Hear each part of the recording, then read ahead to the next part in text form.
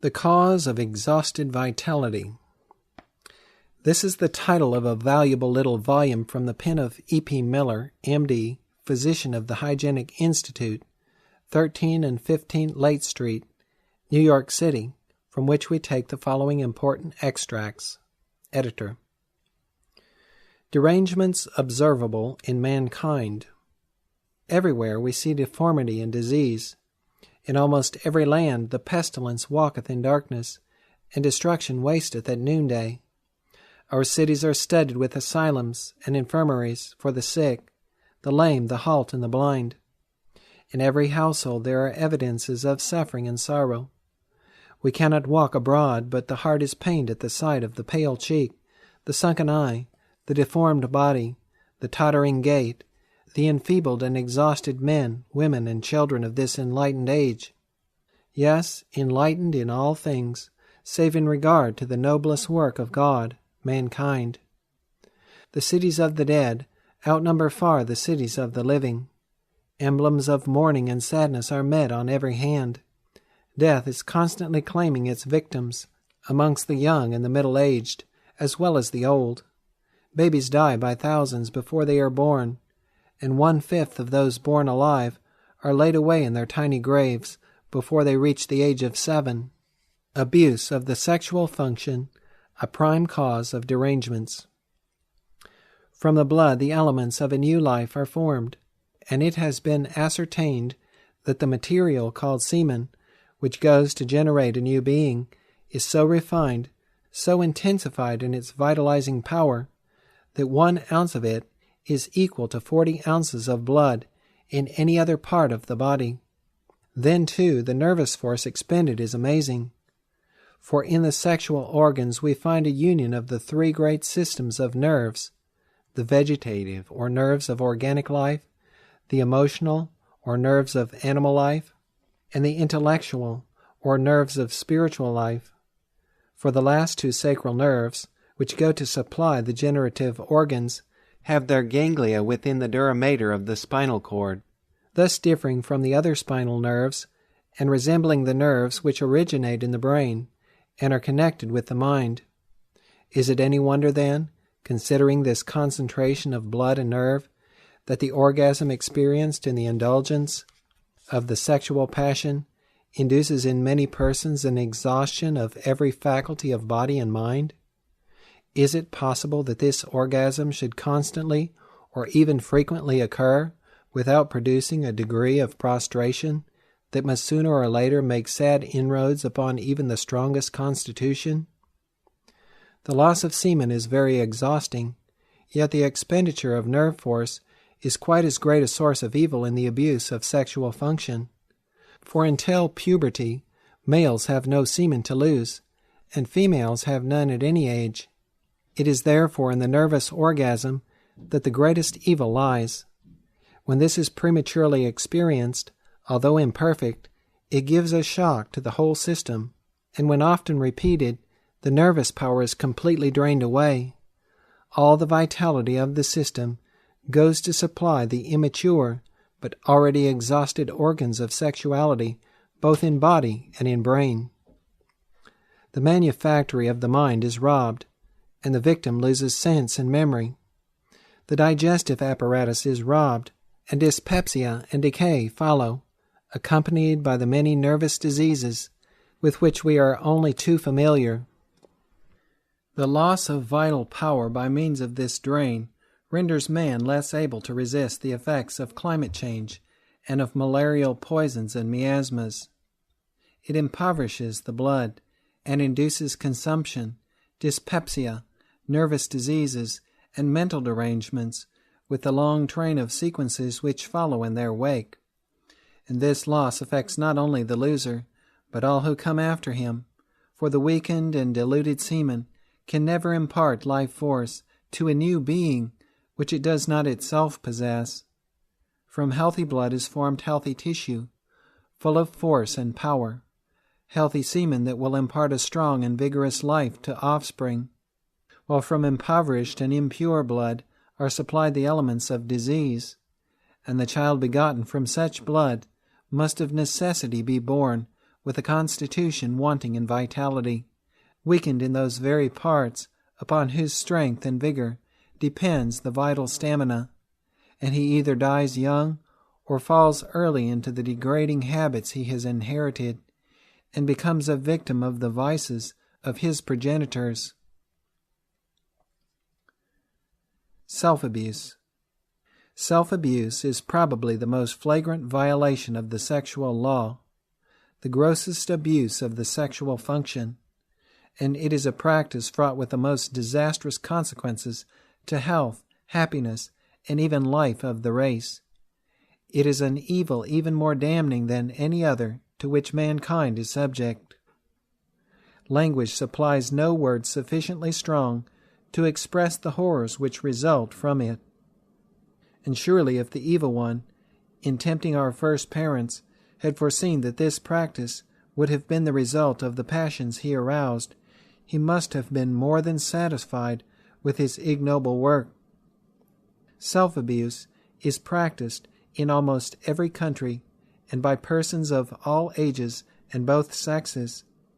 Many children are born with this propensity, and the habit is commenced in infancy or in early childhood by handling the genital organs, the friction and irritation giving rise to a peculiar kind of excitement which they are unable to resist.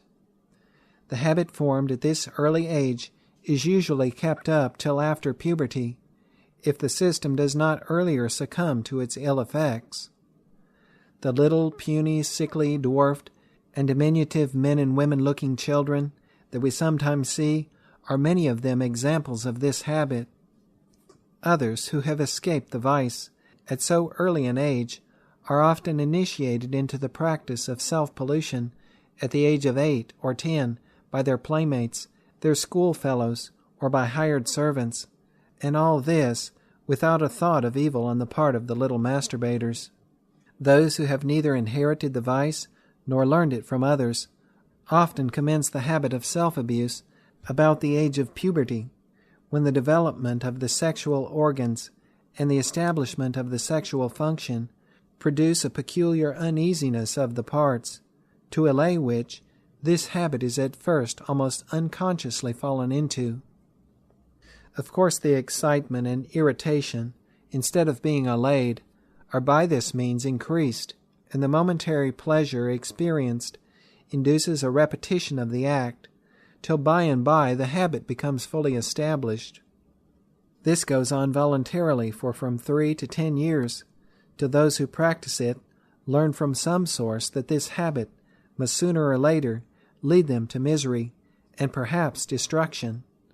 But by this time the organs have become so weakened and the system so impoverished that although the habit may be abandoned, in 9 cases out of 10 the loss will be continued in the form of involuntary, nocturnal, and perhaps diurnal emissions. Mrs. O.S. Fowler says, "I have known boys, not yet 4 years old, both practice self-abuse and indulge with the opposite sex, and have known hundreds ruined by it before they entered their teens. I have been consulted in cases almost without number by those on the brink of ruin who sought relief from the consequences of this vice. I know it by its infallible signs, and go where I will, in the busy street, in the lecture room, in the family, they throng me like leaves of autumn." Dr. Woodward says, "I have never conversed with a lad 12 years of age who did not know all about the practice, and understand the language used to describe it." William C. Woodbridge says, "This solitary but fatal vice is spreading desolation throughout our schools and families, unnoticed and unknown." E.M.R. Wells, a teacher in Boston, says, "Thousands of pure-minded and amiable boys and young men are undermining their physical constitutions and prospectively corrupting their souls by a pleasurable and to many of them innocent gratification." Dr. Alcott says, "There is not a town in New England whose bills of mortality from year to year are not greatly increased by this fearful and wide-wasting scourge." Dr. Snow of Boston says, "Self-pollution is undoubtedly one of the most common causes of ill health, that can be found among the young men of this country. I am satisfied the practice is almost universal. Boys commence it at an early age, and the habit once formed, like that of intemperance, becomes almost unconquerable. In boarding schools and colleges, it obtains almost without exception. When a primary law of the human system is violated, the most disastrous consequences must follow. There is no law of the animal economy that is violated with so great risk to life and happiness as the sexual law, no function, the abuse of which is followed by such deleterious results as the sexual function. The evils which result from self-abuse do not come upon the victim all at once. They creep in so slowly, so unconsciously, that they are often scarcely perceived until he is upon the verge of ruin. Multitudes of unpleasant feelings arise, which are attributed to a variety of causes, but they are seldom traced to their true source. Truly, if there is a wretched being upon earth, it is the person who has habitually practiced self-abuse, even for a few years. It brings disaster and ruin upon every part of the system. It drains away the life power, the vitality, the proper elements of health and strength, and destroys the ability to grow and develop, and increase in beauty and vigor. It takes away the materials that are needed to produce a noble, high-toned, healthy, and happy human being. It crushes out the image of God, and stamps in its place that of the destroyer. It withdraws such an amount of life force from the blood that every organ and tissue of the body is left so enfeebled and debilitated as to become an easy prey to disease. Self-abuse opens the door for consumption, dyspepsia, nervous debility, apoplexy, epilepsy, paralysis, insanity, and almost every disease from which humanity suffers. It weakens and deranges the stomach, the liver, the kidneys, the bowels, the muscles, the bones, the nerves, the brain, and all the various organs of the body. The inordinate craving for spirituous liquors and tobacco, which is today so almost universal, is due in a great measure to the lack of vital force in the system, resulting from sexual abuses. Stimulants and narcotics fail most signally to satisfy the terrible craving, for self-abuse enkindles a flame which cannot be extinguished. It opens the floodgates of the passions, and engulfs all that is pure and true. It makes a hell, where Christ says the kingdom of heaven is.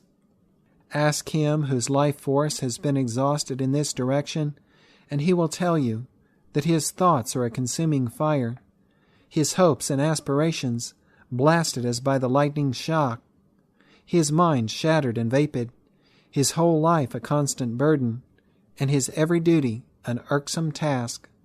He will tell you that his waking hours are filled with anguish, and his sleep disturbed by cursed and depraving dreams. Self-abuse is a sure road to the grave, which is often longed for as a haven of rest from the uncontrollable and never-ending sufferings of its victim. This picture, full of horrors as it is not overdrawn. In truth, the half hath not been told, nor would volumes contain all that might be said, all that should be said upon this terrible and revolting evil. Truly there is no more degrading bondage than the bondage of one's own lusts. Influence upon the mind. The dependence of mind upon organic conditions, upon cell development of the brain, as stated in a previous chapter, is such that the effects of self-abuse are quite as apparent upon the mind as upon the body, and derangements here are often the first intimation received by friends that something is wrong in the beloved one. The sufferer from this vice becomes listless, inattentive, indifferent. There is an inability to concentrate the mind, or apply it with a degree of vigor. Want of interest in friends, loss of self-control, failure of memory, and difficulty of conducting conversation. The reasoning is disconnected, and oftentimes the mental powers entirely fail. The victim becomes diffident, bashful, and ashamed, and seldom looks people in the face. His love of books is lost. History becomes a blank. The glowing pages of romance charm no more. The poet's spell hath lost its power. Music's witchery is dead. The beauties of art are passed unheeded by. The loveliest landscape is but an arid desert, and nature's most sublime endeavors fail to arouse the soul of him who has long been contaminated by this loathsome vice. Effects of self-abuse upon children. The habit of self-abuse is practiced amongst girls as well as boys. Previous to the age of puberty, the effects are very similar in both sexes: momentary excitement, followed by depression of spirits, and irritability induced by the exhaustion of the nervous system. After having indulged in this habit for a time, the child loses its bright and happy look. It becomes pale with a greenish tint. The eyes are sunken and surrounded by dark rings. The vermilion of the lips is faded. The limbs are attenuated, the muscles soft and flabby, and both in form and feature, the child has the appearance of being old and worn out. Gradually, so gradually that the parents do not notice it, the mind becomes dull. The power of comprehension is diminished. The child sits listless, seemingly absorbed in thought, and is startled whenever suddenly addressed. All its motions are slow and heavy. It seeks solitude, that its vicious propensities may be indulged. It is obstinate, peevish, and irritable, shuns the plays it formerly loved, and becomes morose and taciturn. And these conditions may continue to the end of life, even though the habit had long been abandoned. How different is the picture presented by the boy who has kept his sexual function unimpaired. His body is firm, vigorous, and elastic, his countenance rosy and healthy, his complexion bright and clear, his manners frank and candid, his spirits buoyant, his memory quick and ready. Every function of his body is properly performed. He has that firmness of will and purpose which give him a happy self-control. He has no cause for shame. And as he feels his stature increase and intellect expand, his whole life is a joy, and his heart a fount of thanksgiving to the great Creator that he is permitted to exist. Effects upon women.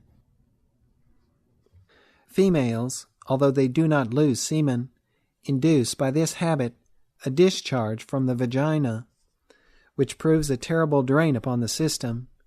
This discharge, called leucorrhea or whites, is often the beginning of the most dreadful and fatal diseases. It is the precursor of congestion, inflammation, ulceration, tumors, and cancers of the womb. It is very frequently induced by other means aside from self-abuse, for it follows in the train of all sexual abuses, and is often present as the result of inherited weaknesses. It is exceedingly debilitating, and sad as it is nevertheless true that our American women as a class are almost universally afflicted with this exhausting loss. The best blood of woman, as well as man, goes to the generative organs for the purpose of forming the new being. And if it is lost by this constant drain from 1,000,000 women, who can estimate how much lower we stand in consequence of this, both as regards physical and mental conditions, than we might have done had the life forces of our progenitors been preserved intact? Spermatorrhea. If every boy in the land who is just beginning the practice of self-abuse could be made fully to understand that this habit would soon produce such a weakness and irritation of the genital organs that they would act involuntarily upon the least excitement, or even when they were asleep, and they could not stop or control this by any effort of the will, and that these involuntary discharges would finally exhaust their vitality, stunt their growth, destroy digestion so that the constant natural waste of the system could not be repaired, root out their manhood, render them incapable of taking pleasure in anything in this life, and in short, crush them physically, mentally, morally, and spiritually, both for time and for eternity. It seems to me that it would be an argument so forcible that they would at once abandon the vicious practice, and instead of one child contaminating the whole street, or school, or village, as is often the case, they would become pure themselves, and warn others of the fatal dangers arising from this vile and sinful habit, predisposing and exciting causes of self-abuse. The father was, perhaps, born with strong sexual passions, which have never been controlled, and the mother may have inherited similar conditions. They have married without any appreciation of what true marriage is, and too often solely or principally for the gratification of the animal passions, for lust and not for love. The child is begotten in mere passion. The father transmits his propensities to indulgence, along with the excitement and irritation of the sexual organs arising from those propensities. And not only this, but the sexual passion is indulged during pregnancy, which causes the mother to transmit doubly of the direful ill to the offspring within her womb, while at the same time the nervous force expended detracts just so much from the rights of the child to inherit a strong, well-balanced, and healthy organization. Every orgasm expends of the mother's vitality a portion that should go to nourish and develop her babe. Very much of the weakness and lassitude experienced during pregnancy is due to the exhaustion consequent upon the sexual embrace, and the forming child must suffer from its effects. For the mother cannot impart what she does not herself possess, health and strength, with elasticity of mind and earnestness of purpose. The manner in which children are reared and educated has also much to do in developing an irritability of the sexual organs, and is a predisposing cause of self-abuse. The food and drink, habits of cleanliness, or its opposite, dress, associations, etc., all have their influence upon the child, and tend either to develop or overcome the inherited tendencies of the sexual organization. Feeding children upon pork, gravies, eggs, pastry made of lard, salt meats with mustard and pepper, rich pies and cakes, spices, cloves and other excitants, candies and sweetmeats, vinegar, pickles, tea and coffee, and everything of this description, eaten at all hours of the day and late at night, tend to fire the blood, derange the functions of the system, excite the nerves, and bring on a precocious development of the sexual passion. The skin, too, with its millions of little sewers, by which God intended the purification of the system to be carried on, must be kept clean, or the impurities are dammed back, and the internal organs become deranged in consequence. And wherever a previous disposition to excitability of the sexual organs exists, these organs must suffer, and become more irritable still, from habits of uncleanliness. Weakness of the sexual organs is often induced and increased by the inattention of mothers and nurses with regard to changing the clothes of infants. They are allowed to go wet and soiled, thus irritating and chafing the tender parts, until this becomes a strong excitant to self-abuse. Sleeping on feather beds and feather pillows in close, unventilated rooms is another cause of weakness, and therefore aids in inducing this vile practice. Children are often initiated into the habit of self-abuse by sleeping with libidinous servants, and many a man and woman might say, as a patient writes to me, "I curse the time when I slept with a servant of impure mind, who led me to habits of vice from which I have suffered ever since." Little babes acquire the habit of masturbation from nursery maids, who frequently play with the genital organs to keep the child quiet. Confining children indoors, compelling them to sit on hard benches, with their toes scarcely reaching the floor, in ill-ventilated rooms. Low, vulgar stories upon subjects relating to the sexual function, which many young men and boys, yes, and old men too, are so fond of relating, to excite the imagination and arouse the curiosity of all who listen to them, giving children false impressions as to how they were born, and this is often done by parents as by others, and the nature and use of the sexual function, reading low novels and obscene stories, looking at obscene pictures, all tend to excite the imagination and arouse and pervert the sexual instinct. Talking to children about sweethearts and lovers is a fruitful cause of premature excitement of the sexual system, and often leads to self-abuse, as well as to promiscuous sexual indulgence. I am often horror-stricken at the lightness and levity with which these seeds of damnation are sown in the minds of children. Parents and others who sow such seed may thank themselves for the fruit thereof. Matrimonial excesses. Very much of the nervousness and hysteria, so common among women, arises from abuses of the sexual function. In single life, it is often the result of excitement of the sexual organs, induced by reading love-sick novels and cherishing lascivious thoughts, while in married life it is from the overtaxation of the nervous system by marital excesses. I know the heart history of many noble, high-toned women whose whole being revolts at the use to which they are put, yet their ideas of domestic peace are so exalted that, loyal and true, they submit themselves a constant sacrifice, and by the mere force of will keep alive the fire of love within their tortured souls. Living martyrs are they, daily enduring a fiercer ordeal than any to which the Christian martyrs were subjected. Many of these husbands are all the wife could ask, except in this one thing, and never dream but that they love those whom they have promised to honor and cherish. But it is a love so full of selfishness that it ceases to be true.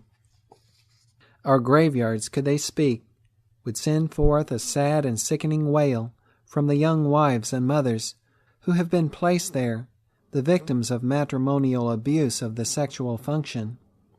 Our greenwoods, our auburns, and our laurel hills are dotted with graves of young and middle-aged women whose lives have been offered up as a sacrifice to the lustful passions of their husbands. And not always are these husbands ignorant of the result they are hastening.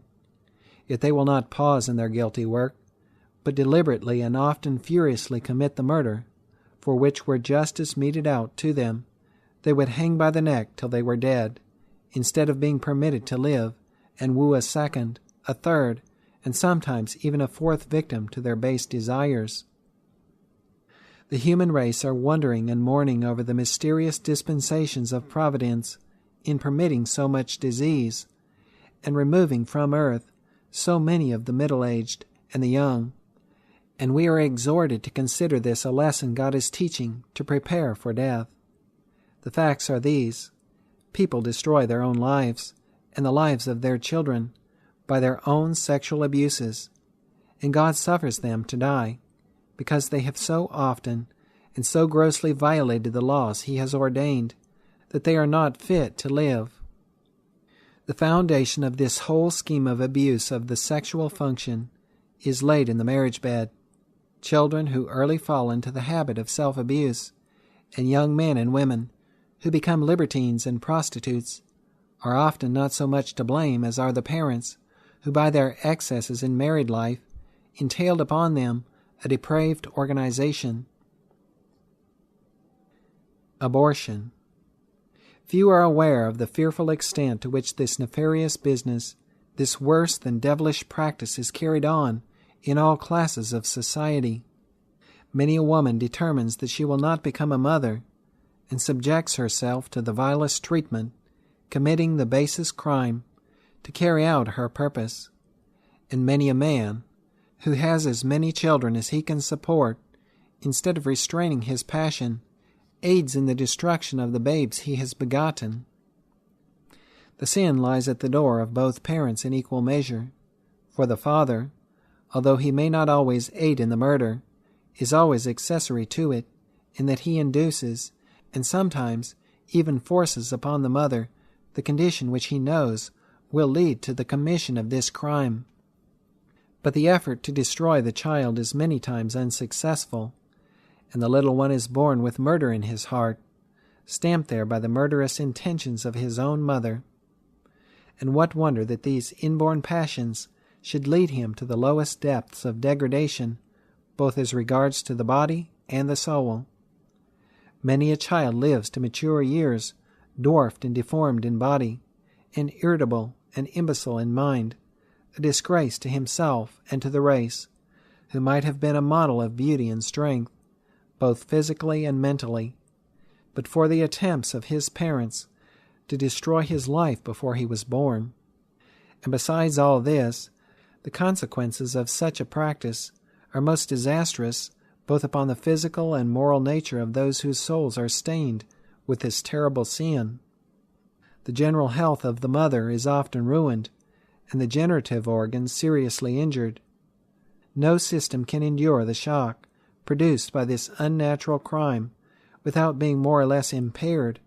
While many a woman meets death as a penalty for her sin, others live, but are never again in a condition to conceive, and often suffer constantly in consequence of their fiendish endeavors, while others still are enabled to bear children, but with such anguish as no tongue may tell, and the child thus born is frequently a curse to himself and all with whom he is connected.